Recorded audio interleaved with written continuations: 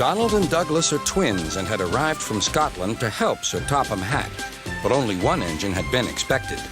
The twins meant well, but did cause confusion. Sir Topham Hatt had given them numbers, Donald 9 and Douglas 10, but he was still planning to send one engine home.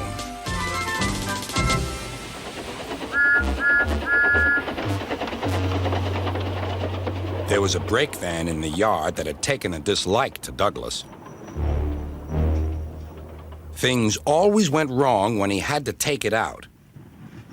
His trains were late, and he was blamed. Douglas began to worry. Donald, his twin, was angry. "You're a muckle nuisance," said Donald. "It's to leave you behind I be wanting." "You can't," said the brake van. "I'm essential." "Ah, are you?" Donald burst out. "You're nothing but a screeching and a noise when all's said and done. Spite doggy, would you? Take that!" "Oh! Oh!" cried the van. "There's more coming should you misbehave." The van behaved better after that. Until one day, Donald had an accident. The rails were slippery. He couldn't stop in time.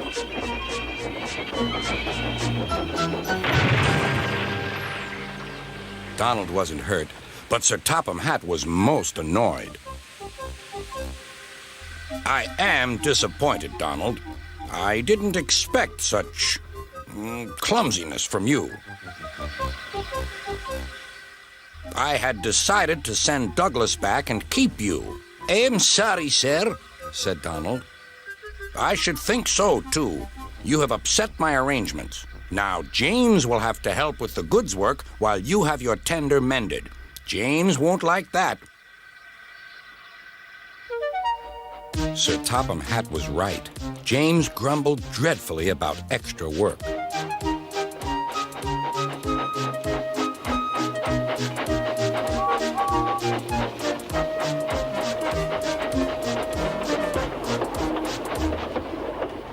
"Anyone would think," said Douglas, "that Donald had had his accident on purpose. I hear tell about an engine and some tar wagons." "Shut up," said James. "It's not funny." He didn't like to be reminded of his own accident. "Well, well, well. Surely, James, it wasn't you. You didn't say." James didn't say. He slouched sulkily away. "James is cross," snickered the spiteful brake van. "We'll try to make him crosser still." "Hold back," giggled the freight cars to each other. James did his best, but he was exhausted when they reached Edward's station. Luckily, Douglas was there. "Help me up the hill, please," panted James. "These freight cars are playing tricks." "We'll show them," said Douglas.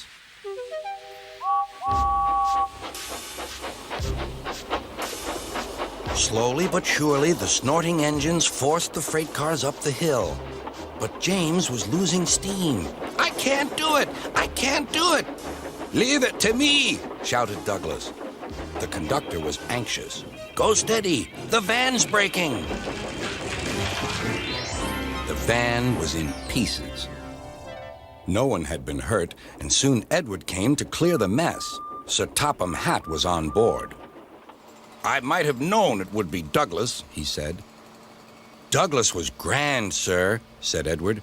"James had no steam left, but Douglas worked hard enough for 3. I heard him from my yard." "2 would have been enough," said Sir Topham Hatt. "I want to be fair, Douglas, but I don't know. I really don't know." Sir Topham Hatt was making up his mind about which engine to send away, but that's another story.